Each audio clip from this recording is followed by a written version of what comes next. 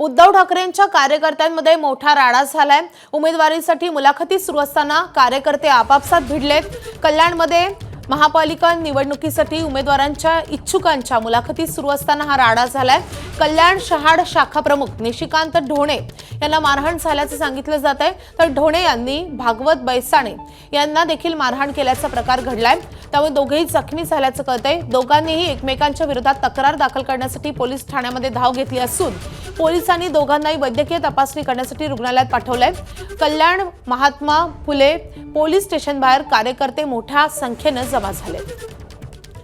या संदर्भात अधिक अपडेट देण्यासाठी आपले प्रतिनिधी सुरेश काटे आपल्या सोबत आहेत। सुरेश, नेमकं काय घडलं की ज्यावरून एवढा मोठा राडा झालाय?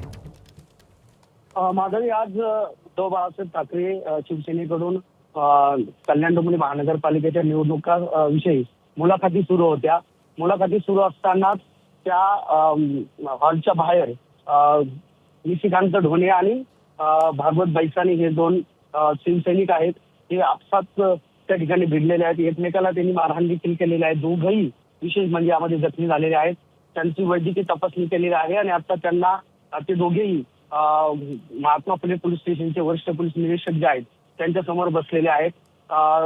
त्यांचे विजय साळवी प्रमुख आहेत या ठिकाणचे शिवसेनेचे, त्यांच्याशी देखील आपलं बोलणं झालेलं आहे। मात्र आपसातला वाद आहे असं त्यांनी सांगितलेलं आहे आणि हा वाद मिटेल असंही त्यांचं म्हणणं आहे। मात्र दोघेही बैसाणे असतील किंवा ढोणे असतील, हे दोघेही पोलीस स्टेशनमध्ये आलेले आहेत आणि एकमेकांविरोधात ते तक्रार दाखल करण्याच्या प्रक्रियेमध्ये आहेत। मात्र आपसात त्यांचा समझोता होतोय का याकडे देखील लक्ष लागलेलं आहे। मात्र मोठ्या प्रमाणामध्ये शिवसेना बाळासाहेब ठाकरे गटाचे कार्यकर्ते जे आहेत ते पोलीस स्टेशनच्या बाहेर जमलेले आहेत। त्यामुळे आता कुठेतरी कल्याण डोंबिवली महानगरपालिकेच्या निवडणुकीच्या पूर्वीच आता वाद होण्यास सुरुवात झालेली आहे असं म्हणायला काय हरकत नाही माधवी। नक्कीच आता वादाला सुरुवात तर झाली आहे। अजून महापालिकेच्या या निवडणुकी दरम्यान आता नेमकं काय काय पाहायला मिळतंय पाहणं महत्त्वाचं असणार आहे। सुरेश, या संदर्भातले अपडेट घेत राहू। सध्या धन्यवाद या सगळ्या सविस्तर माहितीसाठी। एबीपी माझा, उघडा डोळे बघा नीट।